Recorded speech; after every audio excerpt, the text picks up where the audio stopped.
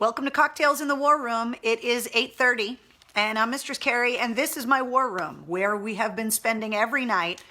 How many nights has it been now? 73 nights in a row that we have spent here in my war room. So thank you for hanging out with me every night.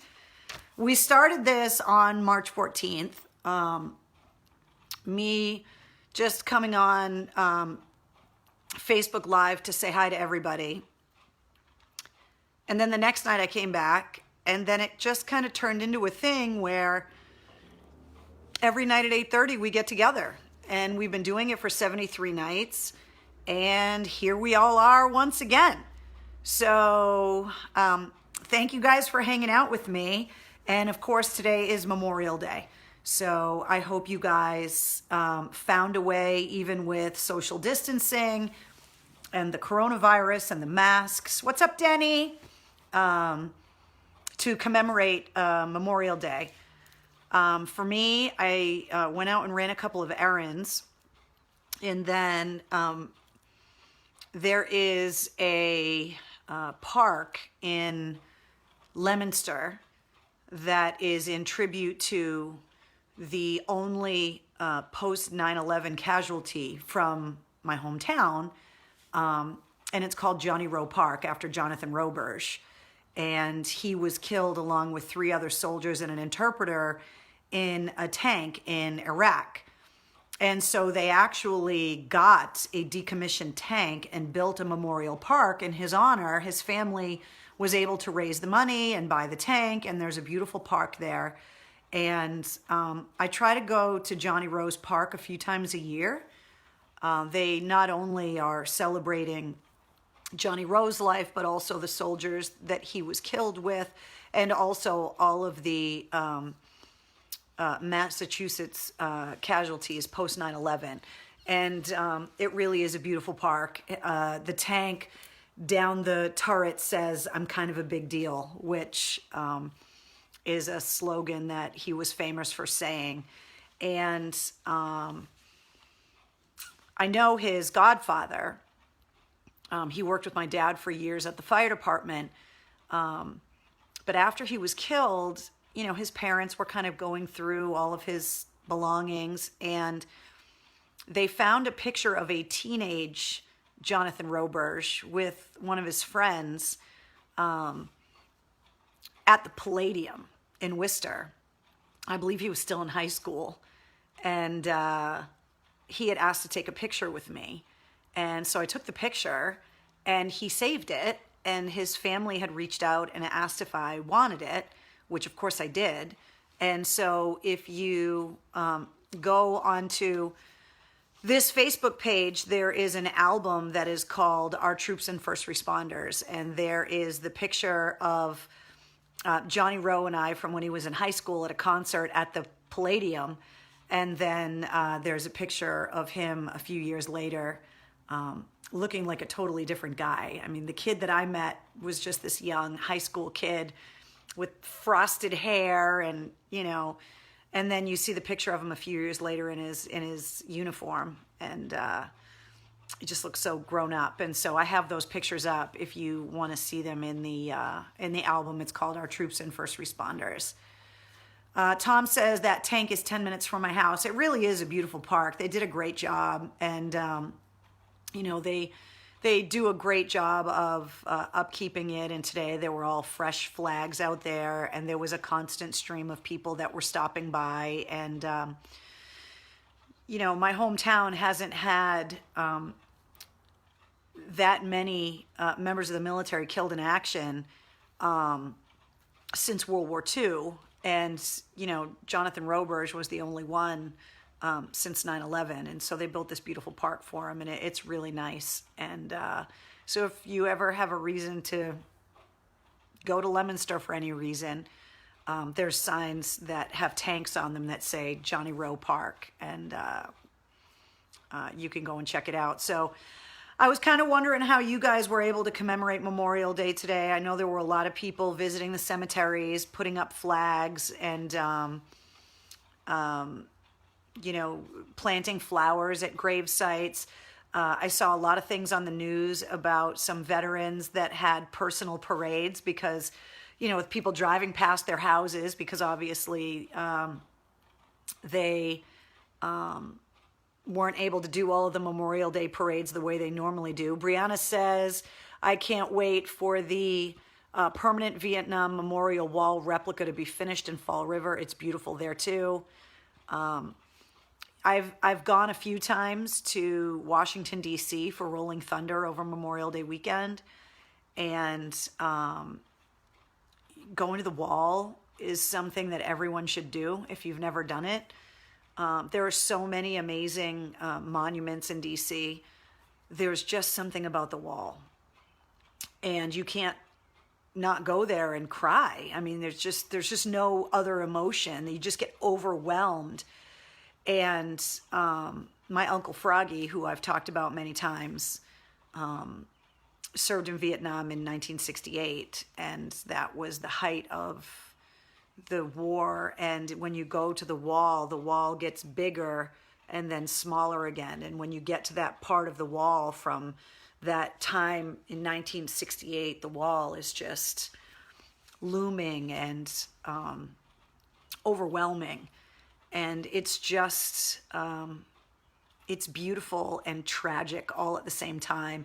The Korean War Memorial is also amazing as well. If you've never had a chance to go to Washington, D.C., especially over Memorial Day weekend, you should. Obviously, Arlington National Cemetery, which is only open to family members right now. But if you have a chance to go there.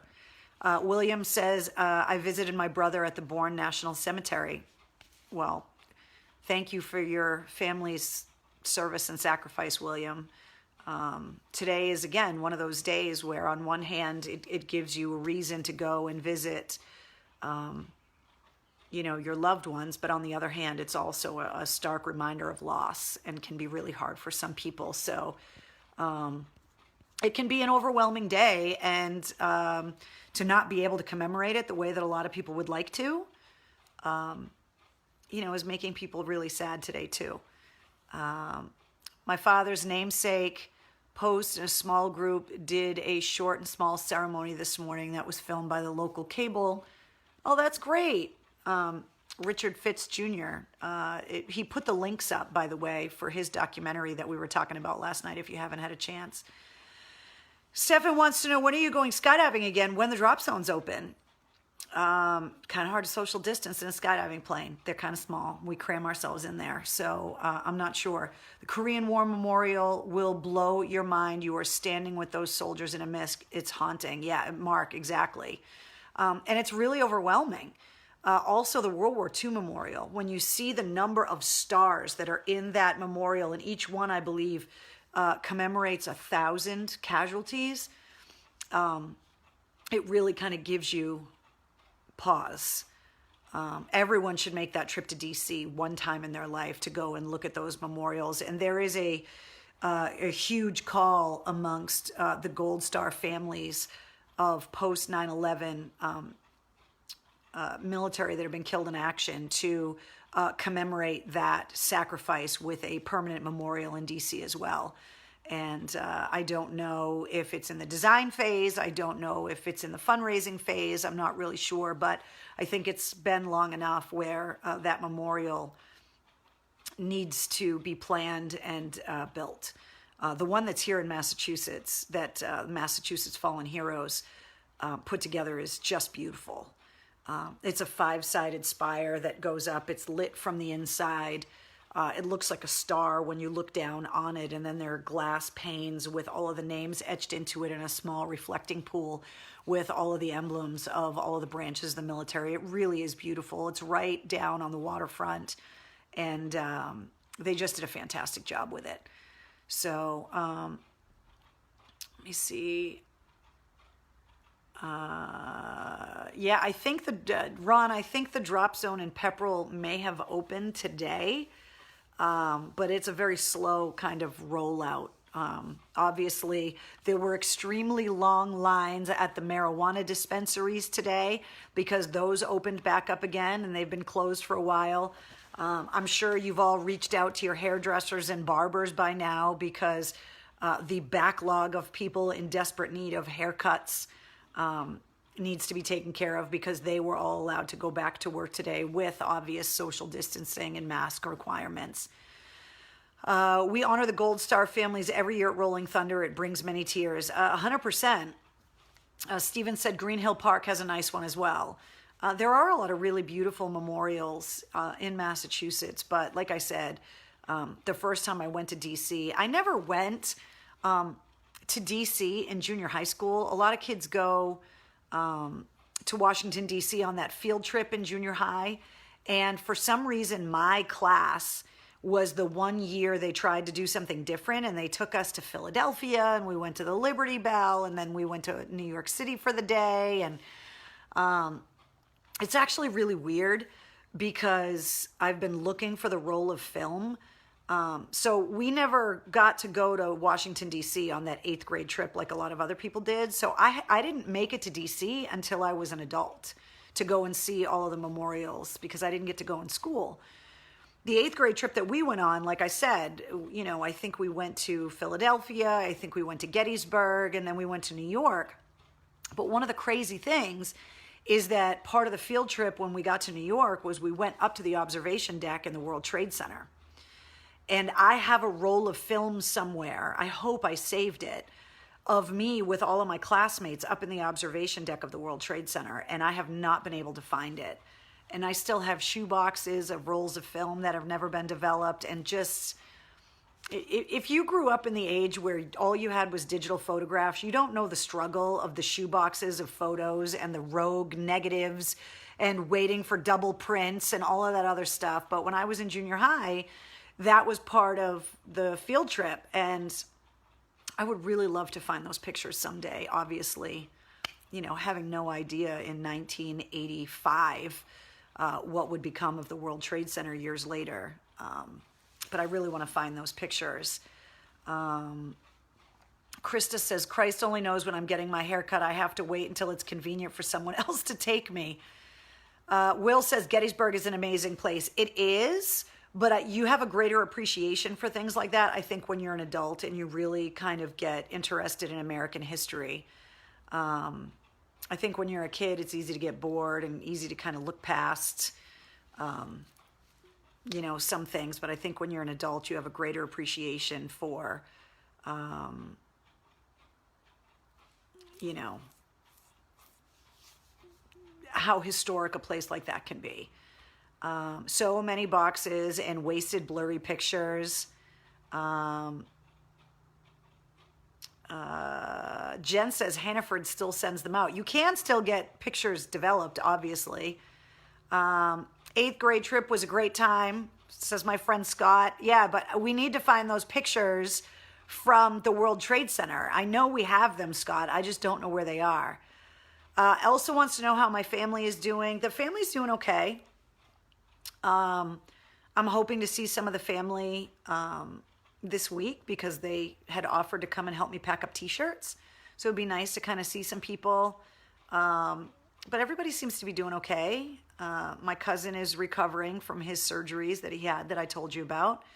And otherwise, I think everybody's, you know, doing all right. I think in the beginning, you know, everybody was kind of checking in on each other like almost every day. Like, are you okay? This is what I heard in the news. And then, you know, I'm sure like a lot of people, you get used to like the groove of the new normal, as much as I hate to say that. But, and so, you know, we catch up and text and stuff, but I think everybody's just trying to make the most of the time, knowing that things are going to, you know, start opening up again slowly. And so everybody's trying to get their yards looking nice, and everybody's trying to finish those projects around the house. And,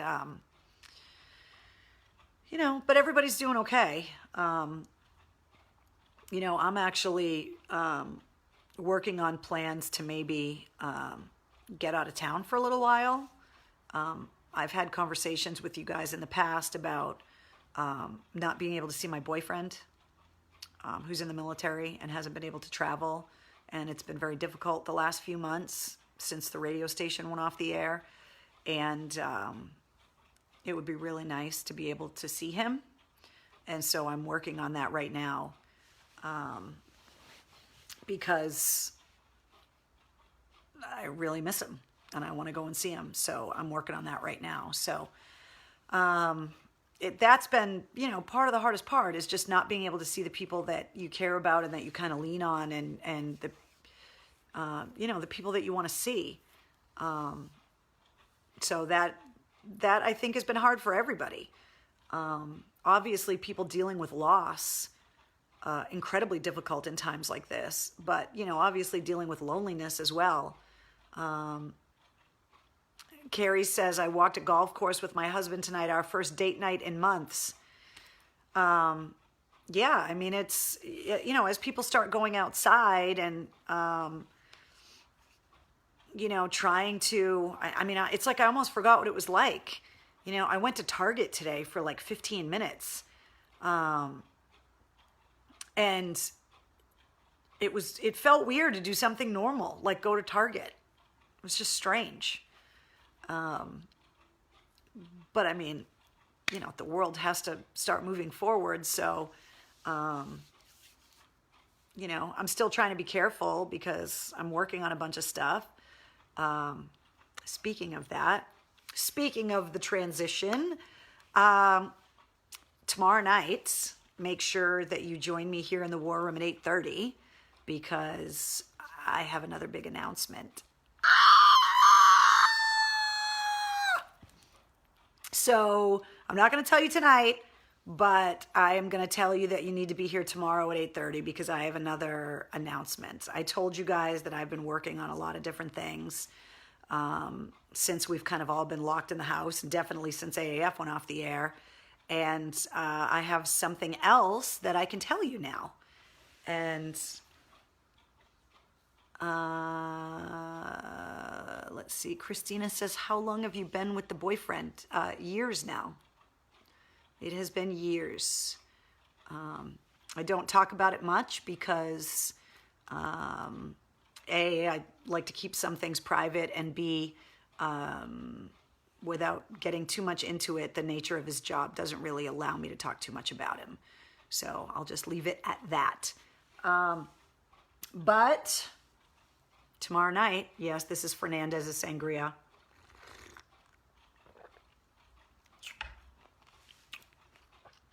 But I have another announcement tomorrow night. William says, are you leaving us? Where the hell am I going to go, William? Like, where am I going to go?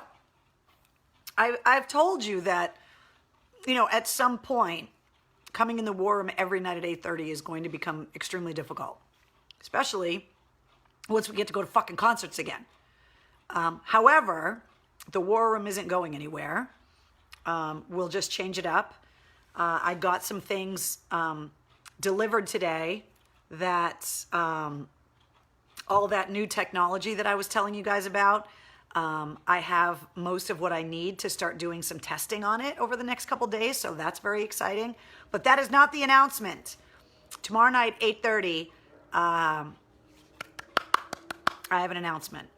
I'm not going to tell you now. I know I'm teasing you, but yes, I have another announcement. And I am pretty excited about it. I've been working really, really hard. There are a lot of things that take a lot of time and effort. And when you are unexpectedly thrust into the job market, as I was back in February, as Mike Shue was, and all of the other employees of WAF, Ron says a bigger bag of dicks. No, Ron, it is not a bigger bag of dicks. But it has taken a lot of effort. It has taken a lot of learning. It's taken money. It's taken just everything. Steven says, well, you're not pregnant. Well, it's kind of hard to do that when you're not allowed to see your boyfriend for months because of a pandemic. So no. This mug is a little bit bigger than last night, Brianna. You have good eyes. No, Tom, I'm not getting married. But I do have an announcement, and I'm so excited to talk to you guys about it tomorrow night. That's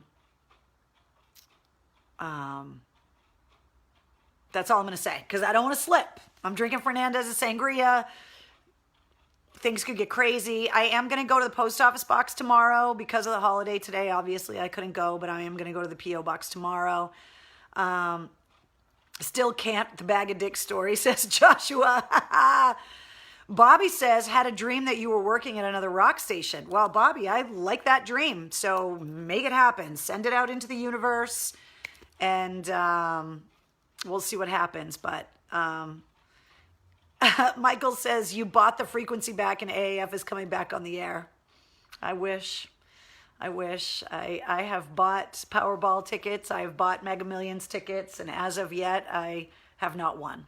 So, and that's not the announcement tomorrow night that I won the lottery either. I would be full Fernandez. And then some if I won friggin' Powerball. Are you kidding me? You guys would turn on Facebook at 8:30 and I'd be like, ah! That's not it.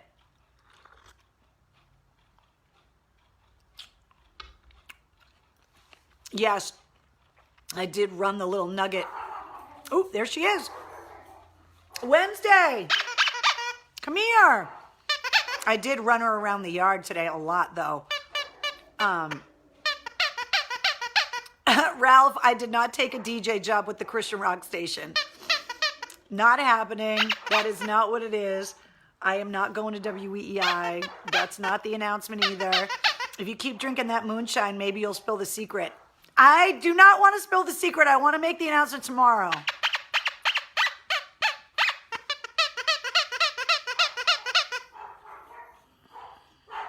Come here. Wednesday, stop barking and come here. Joshua says that was supposed to say I can't find the bag of dicks story. Okay. Does anybody remember what day the bag of dicks was? It was last week. Hold on. Let me see if I can find the day. If anybody remembers what day I went to the post office box last week and got the bag of dicks, can you comment to Josh and let him know what day it was so that he can watch the bag of dicks in real time? I don't remember what day it was. Wednesday, come here and say hi to everybody. Come here.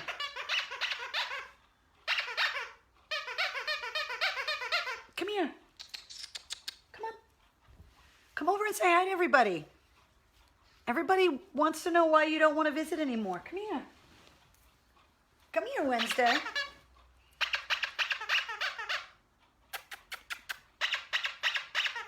If I get all of this new technology working here in the war room and upgrade the production level, I'm working on a pug cam.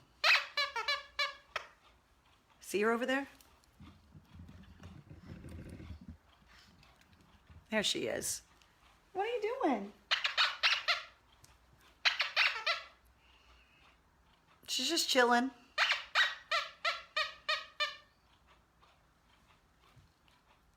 Do you want your brontosaurus? It's like she knows I'm trying to get her over here, so she's suspect. She's like, why are you calling me? What do you want me to do? What are you doing, baby girl? Do you want to come say hi to everyone? Come here. Come knock the pillows off the couch so everybody can see you. It's been a few days.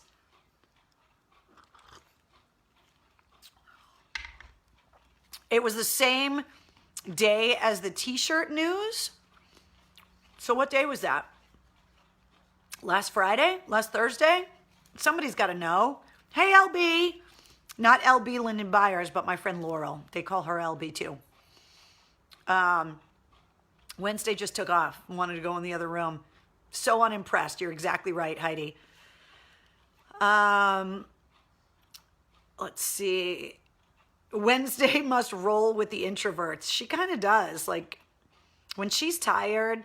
And the thing is, like, she has a little perch on the couch in the other room where she can see out a window, and she likes knowing what's going on.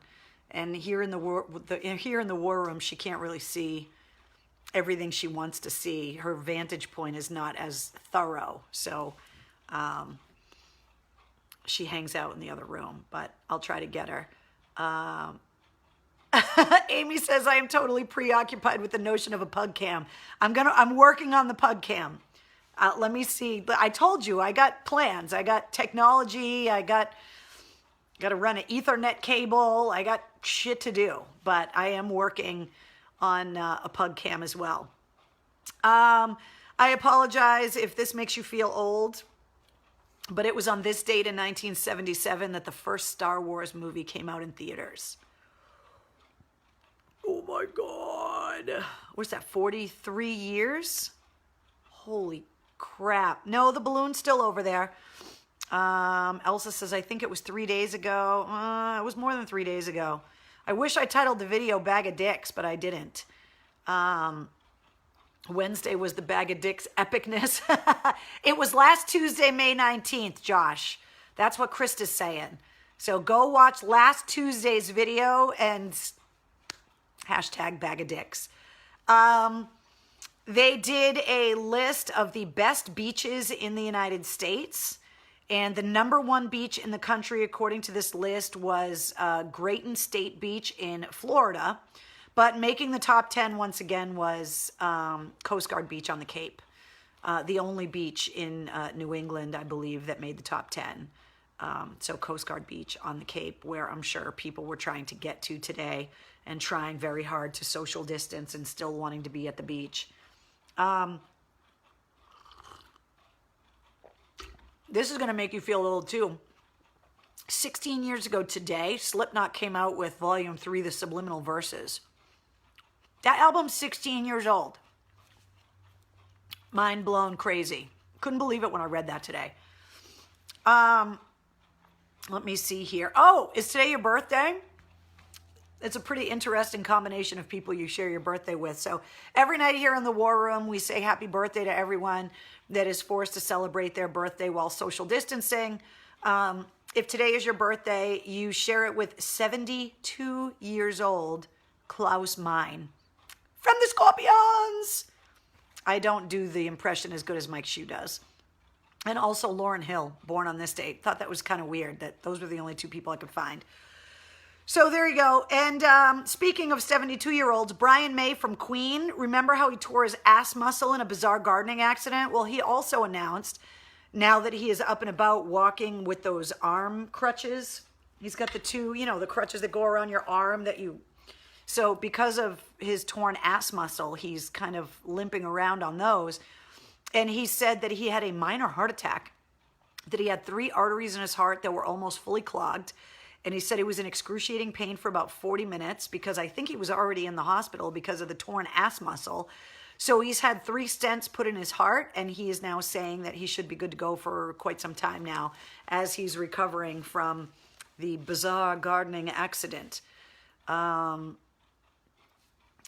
Let's see. No, I'm not chugging it. Joe says that was the first movie I saw at the theaters. I think Grease was the first movie I saw at the theaters because that came out before Star Wars, right?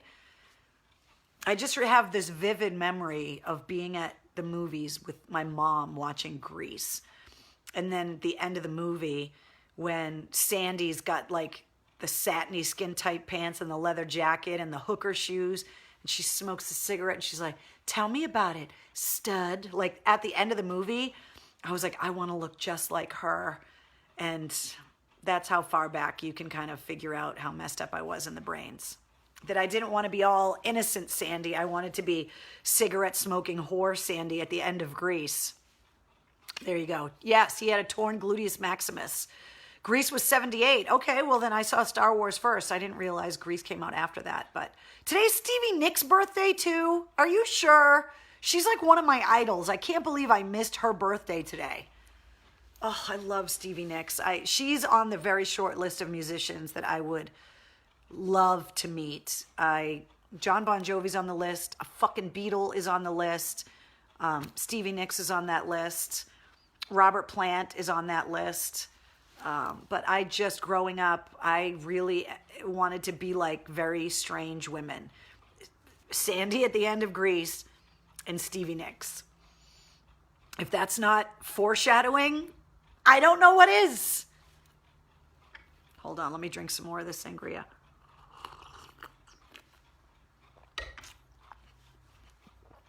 I'm sorry to chew. I know it's rude, but you can't drink the sangria and not eat the fruit. 5.8 million people watched the Tom Brady Peyton Manning golf match called The Match. It was the most watched golf event in cable history. 5.8 million people. That's how starved people are for sports. I did not watch it because I think golf is stupid. But that's me. If you love golf, I'm happy for you. But I'm not going to watch golf. I don't want to play golf. I'll go to a driving range. That's kind of fun. Or I'll go and play mini golf with the windmill and the whole thing. But if I'm not going to play golf, I sure as hell don't want to watch it on television. But 5.8 million people did, which is kind of amazing. Let's see. Marcy says my first movie in the theaters was E.T. or Peter Pan. Yeah, it's crazy. Like, I remember seeing Close Encounters in the movie theater when I was a kid. Oh, tomorrow is Stevie Nicks. Thank you very much, Renee. I was like, there's no way I missed Stevie Nicks' birthday today. Thought I was slipping. Kayla says, haha, Brady split his pants. I saw that on Twitter. I was like, dude just signed a gazillion-dollar contract and he can't keep his pants from splitting. I agree, Carol. It is like watching paint dry. Or watching the grass grow, Joe. Exactly. Yeah, it's not my thing. Coming up on Wednesday, you know what I am going to watch, though, is the SpaceX Falcon 9 Crew Dragon demo flight that is going to have 2 American astronauts on it. It's supposed to take off at 4:30 on Wednesday, and if the weather is not permitting, then the backup launch dates and times are on Saturday and Sunday next weekend. So Madeline says, I go back into the salon tomorrow. I'm super nervous. You'll be good. Just wear your mask and wash your hands a bunch, but you're going to be good. I'm glad you're getting back to work, which is awesome. I know that the people that are going to be coming to see you at the salon, a lot of split ends, a lot of gray roots, a lot of very long men's hair that hasn't been this long in a long time. So people are very excited to kind of go back to the salon or back to the barbershop. So this I thought was really strange for many reasons. One, because of how obsessed everyone got with the Tiger King. So there was an 84-year-old alligator. I had never heard this story before, which when I'm seeing things on the news and on Twitter and whatever, if I've never heard about it, I want to know, am I the last person to hear about it? Or maybe you guys hadn't heard about it either and you might be interested. So there was an alligator named Saturn that was 84 years old that was rumored to be Hitler's pet. People that own exotic animals are fucking weird, okay? Tiger King, all of it. Like Mike Tyson owned tigers. If you own a pet that is outside of a cat, a dog, some fish, a guinea pig, you know, when you start getting into the tarantulas, the pythons, the bell curve on how fucking weird you are goes like Slash. Guy's got a house full of reptiles. Proves my point. If you have an alligator as a pet, you're fucking weird. And Hitler did, I guess. Proves my point. Anyway, Saturn the alligator that was 84 years old and rumored to be Hitler's pet just died in Russia. First of all, who the hell got Hitler's alligator and how did it end up in Russia?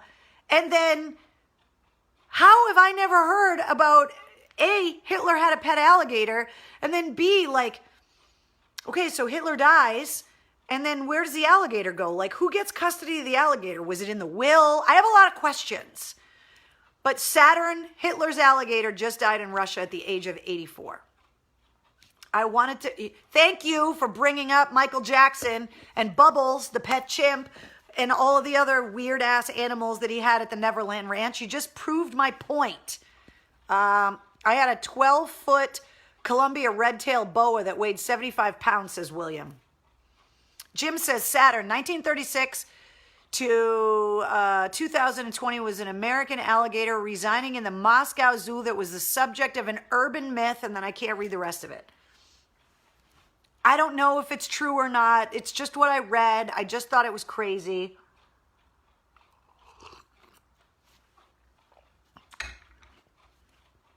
Edwin says Sonny Crockett had Elvis on Miami Vice. It's never been proven. He escaped from the Berlin Zoo after the bombing in World War II, and he was discovered years later. I just thought it was a crazy-ass story, and it just proved my point that if Hitler did, in fact, have a pet alligator, it proves my theory about people with exotic pets being fucking twisted. I'm not saying if you have a snake, you're Hitler. That's not where I'm going with it. I just think it's fucking weird that you want to have spiders and snakes and other creepy crawly weird ass lizard things in your house. My sister had a gerbil named Meatball when we were kids, and then it escaped and it got into the walls and somehow ended up in the dryer vent of the house, and then they found it in the lint collection thing, and we had to get a new lint collector because Meatball fucking ate a thing through it, and we never got a weird pet ever again because of fucking Meatball. Joe says I had a raccoon. Raccoons are cute, right? They got their little masks, they got their little human hands, like they're adorable. Like, I think porcupines are adorable. I don't want to have one as a pet. People that have ferrets, first of all, ferrets smell like ass. They make your house smell like ass. If you have a ferret, most likely your house smells like ass. And people are just polite and don't want to tell you, but they stink. And everybody knows they stink. Just get a dog or a cat, fish, whatever. I'm not telling you how to live or how to freedom. I mean, the Tiger King was completely fucked up, and I don't think anybody should own tigers. I'm putting my foot down there. I'm sorry, but tigers are not having a fulfilling life in fucking Texas or in Florida or in Oklahoma or any of the other places that they had on that terrible show. I just think it's weird. Maybe a pig, maybe some goats, or like a donkey or sheep out in the yard if you have a farm. Like Pat Badger raises llamas. Pat Badger from Extreme. I don't think he's fucking twisted because he has a fucking alpaca farm. That's not weird. Farmers are not weird. People that have tarantulas in their house, it's weird. Now, I am fully willing to admit that pug people are a little fucked up in the brain. Totally fine. I'm not saying I'm normal. I'm just saying that sometimes the snake, plus I don't want to feed those things either. Like, if you've got an animal that you need to feed it other animals, like feeding lizards, crickets, feeding snakes, mice, like all of that, like I can't have Mutual of Omaha's wild fucking kingdom in my house. Like, I just can't do it. I found a dead chipmunk in the driveway today, and it totally weirded me out. And yes, I just said Mutual of Omaha's wild kingdom. If you don't know what that is, generation gap, like right there. It just happened. My friend's hamster suffered the same fate. Yeah, like I don't know if they're like attracted to the dryer vent, but my sister was traumatized when they found Meatball on the dryer. Like, it was fucking awful. Awful. Producer Mike says Tiger King was the only dude who worked there that had all of his arms and legs. Yeah, it's just friggin' weird. Just the Tiger King people are weird. The drummer from Cannibal Corpse raises horses. Oh, that's not weird. It's a farm. They're in a barn. That's where horses go. If he had the horses in his bedroom, weird. If they're in a barn, not weird. That's farming. Totally different. Like, I would love to have little goats that like jump around and jump off of things, but I would have like a barn, and I would like to have like those little pigs and those miniature horses. Basically, I want a whole farm of miniature farm animals because I think it would be adorable. But I would have them outside. I wouldn't have them in the house. That's when it starts getting weird. Anyway, I apologize if I'm judging you. If you have a house full of weird, creepy, crawly pets, it just freaks me out. Like the idea of having a fucking tarantula in my house that at any time could get out and then find its way into my bedroom and I could wake up with a tarantula on my face. Hell No, not happening. Renee says, rescued iguanas for 20 years, a lot of work, love them, but never again. Lots of money to take care. Yeah, like when I go on vacation to like the Caribbean or something and there's like little geckos and shit running around, like, and I had a bunny when I was a kid, but she lived outside. Her name was Cuddles. She was a white bunny that had those Satan red eyes. And I will admit this, just so you know I'm not judging you. My mom had a pet monkey when she was in high school. I guess it was legal for a while. And she used to put doll clothes on it and walk it around on a leash. And then it got pneumonia and died. I don't know what the monkey's name was. The more I tell you about my family, the more you should understand what's wrong with my brain. There you go. So anyway, I wanted to tell you guys about the alligator because I thought it was weird that Hitler had an alligator named Saturn. Today, not only is Memorial Day, but today is also National Missing Children's Day. So if you can, make sure that you are sharing a lot of those posts. There have been so many kids that have been found because people share posts about them on social media, especially the ones where they have the age progression artwork to show what they might look like now. There was just a story, I think in China or South Korea possibly, I can't remember, where a woman was just reunited with her son that is almost 40, that he was abducted and sold to a childless family. And then because of age progression, they were able, and facial recognition, they were able to identify him and reunite him with his family. And he's almost 40 years old. And now he's moving like across the country to go and move in with his parents so he can live with them for a while. Michael says, I had pet rats. That I just don't get. Like, if you want rats, you could just go to the city and hang out in a dumpster. Why you want them in your house to like snuggle with and... No. What kind of pets does Marilyn Manson have, I wonder, says Paola. I don't know, but I bet he's got weird ones. Actually, Marilyn Manson seems like the kind of person that wouldn't have pets at all, that he would like be weirded out by having them in the house, but I don't know. Next time I talk to him, I'll ask him and find out. I mean, there are like the rock and roll pug people, that there are certain, you know, like I think Morgan from Seven Dust had a pug, Rob Zombie had a pug, Greg Hill has a monkey. Not the same kind of monkey. That's funny though. So to go back to it being National Missing Children's Day, when you get the opportunity to share stuff like that on social media, it does help and make a huge difference. So obviously just make sure that it's vetted. And a lot of people share stories that are years old. But if it comes from a place like a police department or something like that, please share that stuff. Mark says Alice Cooper had snakes. Mark, you just proved my point. It's Alice fucking Cooper. He decapitated himself for your pleasure and enjoyment. Of course he has pet snakes. But he was on the Muppet Show, so I can't say anything negative about Alice Cooper. Totally sweet guy too. I've interviewed him many times. And an avid golfer, like a scratch golfer. He's a really, really good golfer.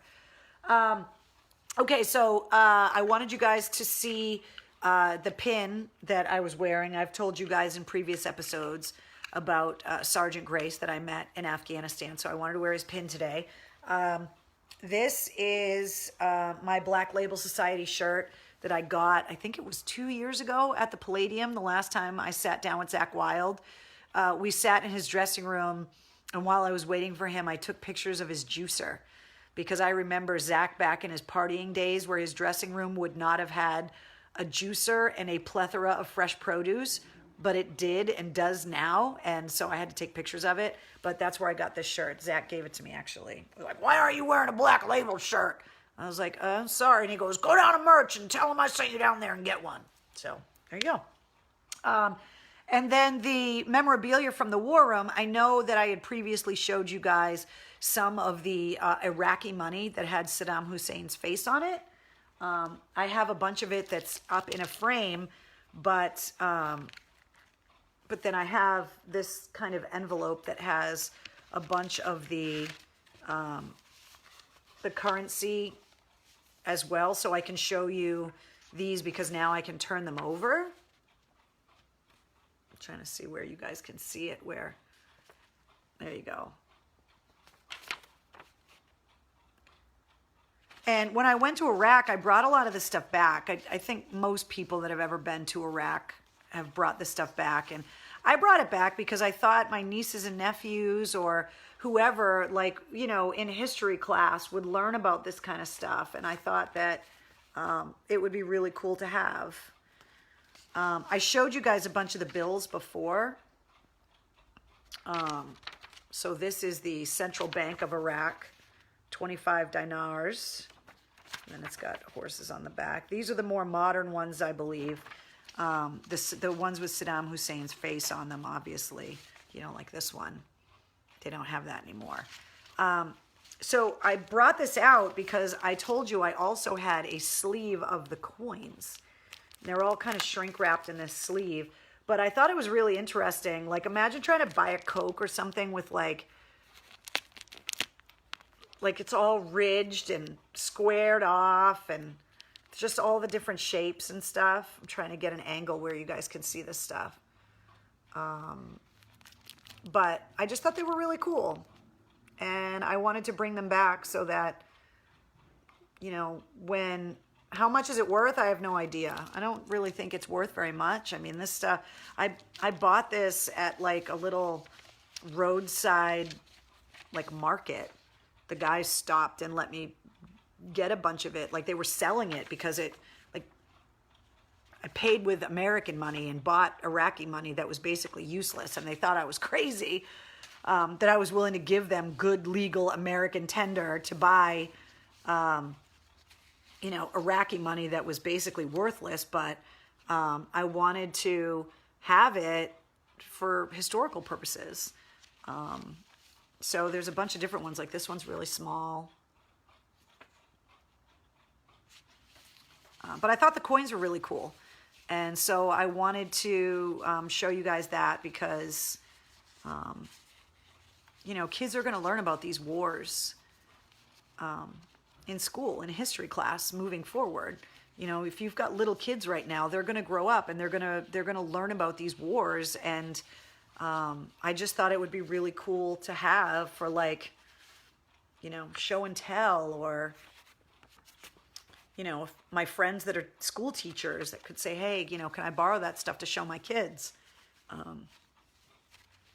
So there you go. So I wanted to show you guys the coins because I didn't show you the coins last time. I had to find them. They were tucked down in this envelope with a bunch of this other paper money. But you can see, like, they all have palm trees on them. Sorry that there's so much glare, but,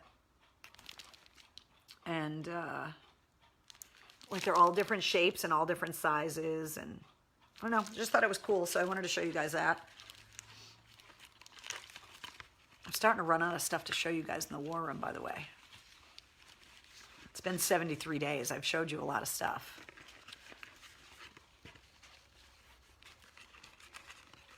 But it's also been nice going down memory lane and kind of, you know, looking at some of this stuff that kind of sits on a shelf here in the war room, but not stuff that, you know, I don't spend a lot of time, like, going through it. It's like I had it and I put it up on the shelf, and that's just, unless someone comes over and, you know, wants to go into the war room and look on the shelves, I don't spend a lot of time looking at this kind of stuff. And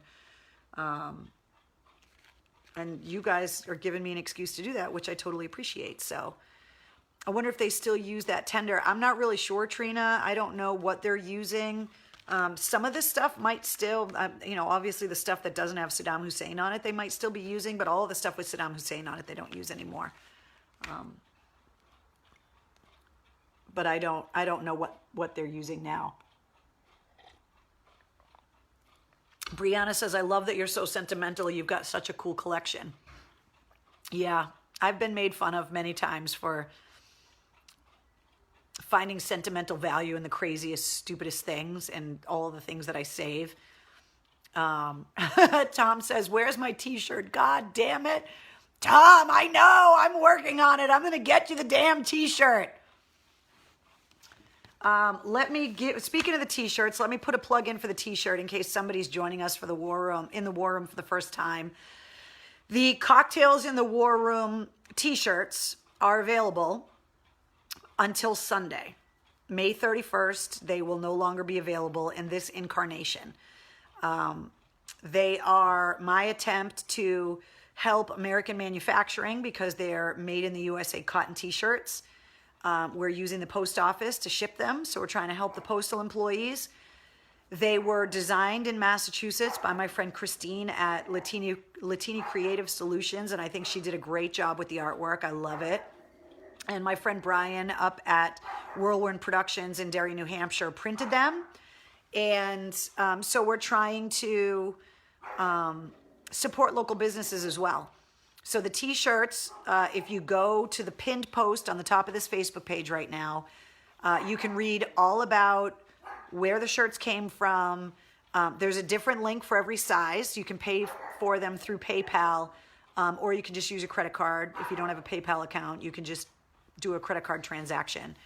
And then once all of the expenses on the production of the shirts are covered, all of the profits are going to benefit the Massachusetts Military Support Foundation in their Food for Vets program. And if you go to massmilitarysupportfoundation.org, you can get more details on the Food for Vets program.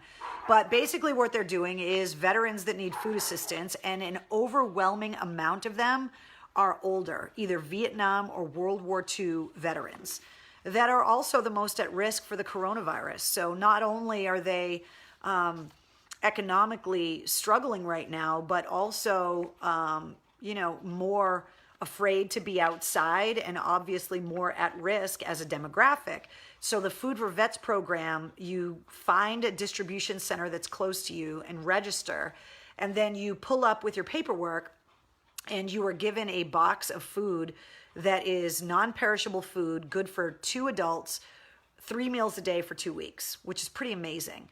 And so once we get all of the shipping costs covered for the second round of t-shirts, which that order is going to go in on Sunday night to Brian, once we ship the second round of t-shirts, every penny of profit from the sale of all of these shirts is going to benefit the Food for Vets program.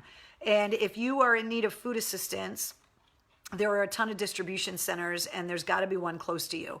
There's one in Agawam, Baldwinville, Barnstable, Bridgewater, Brighton, Danvers, Devons, Fall River, the one in Foxborough is at Gillette Stadium, Framingham, Haverhill, Methuen, North Adams, Randolph, Raynham, Sandwich, and Westport. And those are just the locations in Massachusetts. If you go on the website, massmilitarysupportfoundation.org, you can register if you are in fact in need of food assistance, and you can get all of the details on what days, in what locations, and what times, because they do different days and times to pick up all of your shirts. Amy's wondering how many we've sold. I'm pretty sure we hit 500. I definitely got an alert today that we sold a few more today. Every time I talk about it or come on here in the War Room at 8:30, we sell more shirts, but I'm pretty confident we hit the 500 mark. And so as soon as we shut down the sales and I have a better idea of what all of the shipping costs are going to be after we bring the first surge to the post office, then I will be able to make the appointment with the charity and go down and present the check, which I can't wait to do. So stay tuned for that as well. Let's give you guys a drink recipe. So if you haven't bought the t-shirt, you have until Sunday, but you can order them right now. Just go to the pinned post on this Facebook page. Click the link of the size shirt that you want to order. You can only order one shirt at a time, so you have to do a separate transaction for each t-shirt. I apologize for that. Once I have a website that has an online store, it'll make these kinds of things way easier for me to do. But obviously, I was not expecting my radio station to get sold and for me to be laid off, and then for me to be living through a pandemic and trying to raise money by selling t-shirts out of my war room. Like, I'm pretty intuitive, but I had no idea this shit was going down. So be patient with me. Click the link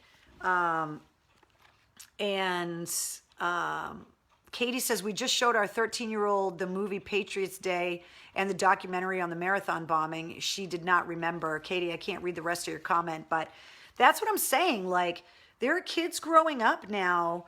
You know, you can now be enlisted in the U.S. military and not have been alive on 9/11. And that's why the things like the currency from Iraq and stuff like that, like, that's why I wanted to have it and why I think it's so important, because as these kids get older, they're going to learn about this stuff and look at it like we looked at Pearl Harbor, that it was just so long ago, and they need to be able to learn this stuff. So that's why I have all of that. All right, let's see.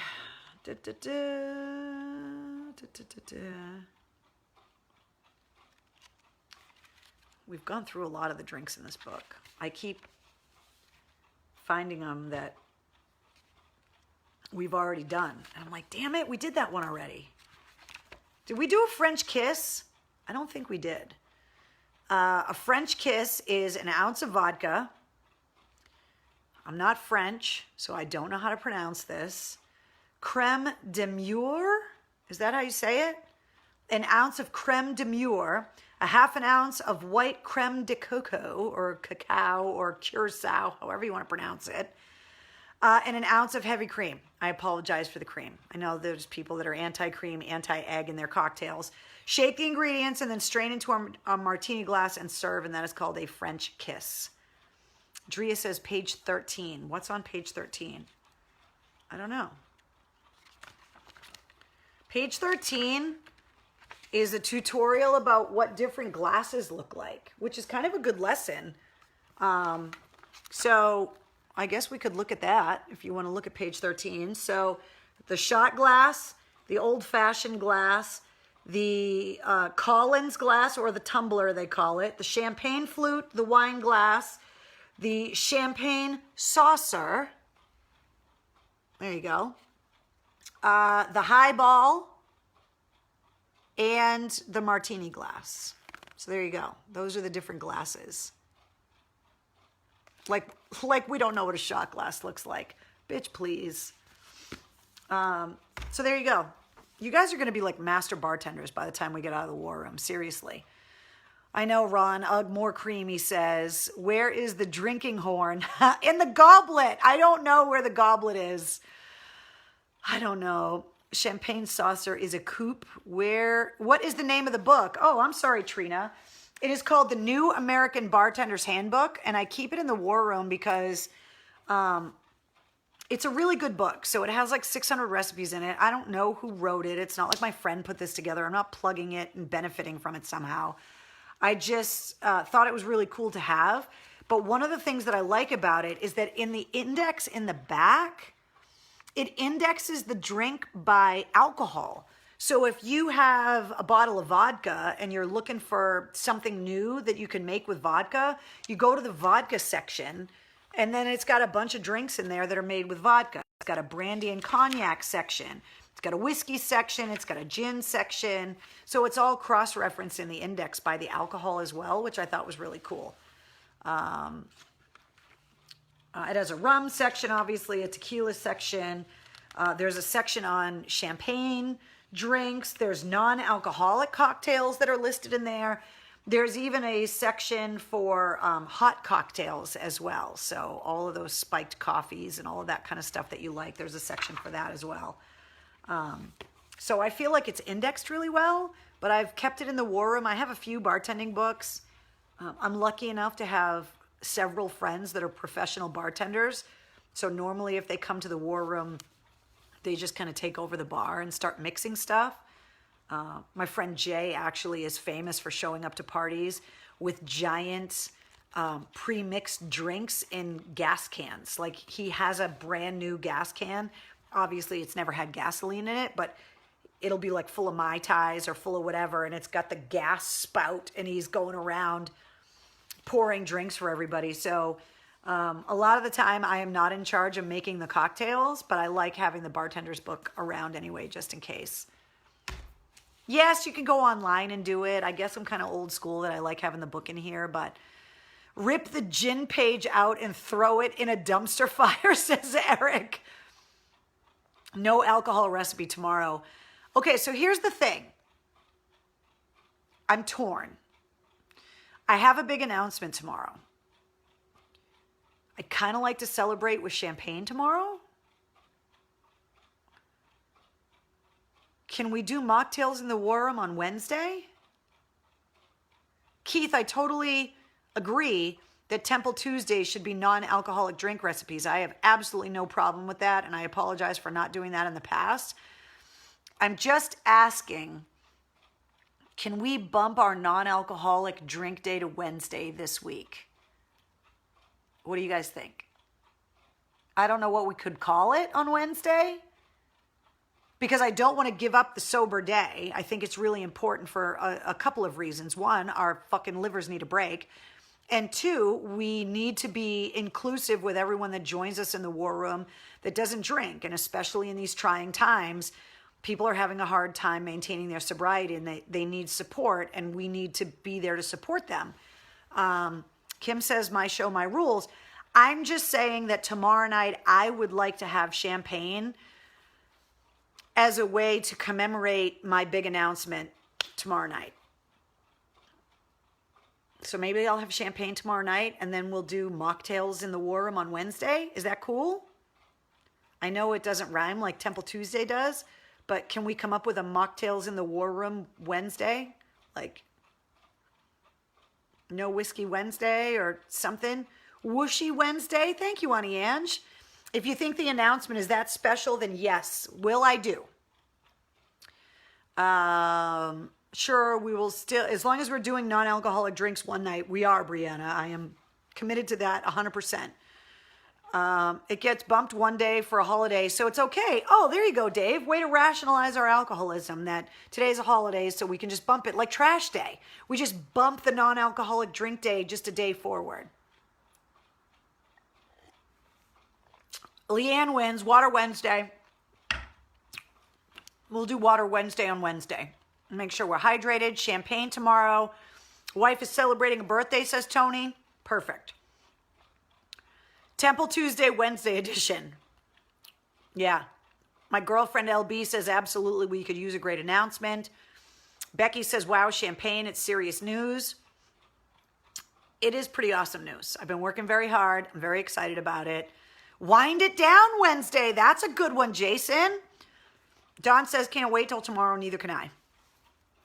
Very excited. Jen says, say it in French. Mocktail mercredi. Is that how you say it? Mercredi? Watered down Wednesday. I like it. Trust your judgment, says Ron. Well, Ron, if you're at the point that you're trusting my judgment, the purple-haired woman who calls herself mistress on the internet, Ron, you need to double check your life choices. I'm just saying. We are not getting trashed on Tuesday. You don't have to get trashed if you don't want to. I'm just saying I would like to have champagne tomorrow is all I'm saying. Why do we have to wait until tomorrow? Because I knew everything was going to be weird because of the holiday. And I wanted today's focus to be on Memorial Day. And I don't want to make a big announcement on Memorial Day. I feel like it's disrespectful. So I would rather do it tomorrow. I teased the t-shirt news by a day. I told you guys on Thursday that I had a big announcement on Friday, and it was the t-shirt. So, thank you, Stephanie. Oui, mercredi. My friend Steph speaks all kinds of languages, so she'll tell me if I said it wrong.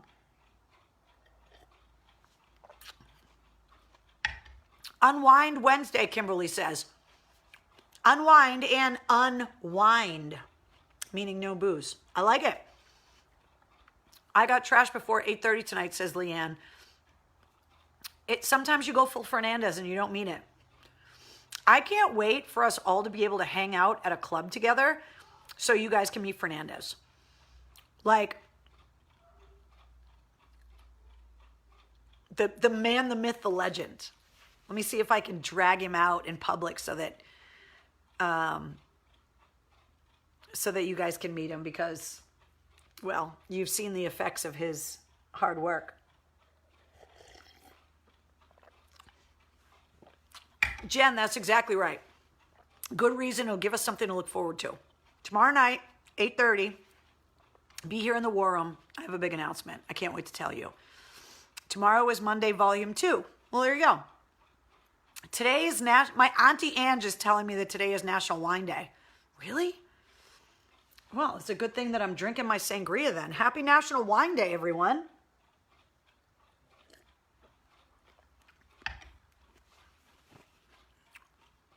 Okay.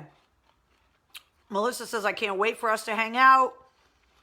It's going to be pretty cool when we're finally able to kind of get together and kind of meet everybody that you've been talking to online and meet the people behind all of the comments and all of that. Like, it'll be pretty funny. I can't wait to meet you guys.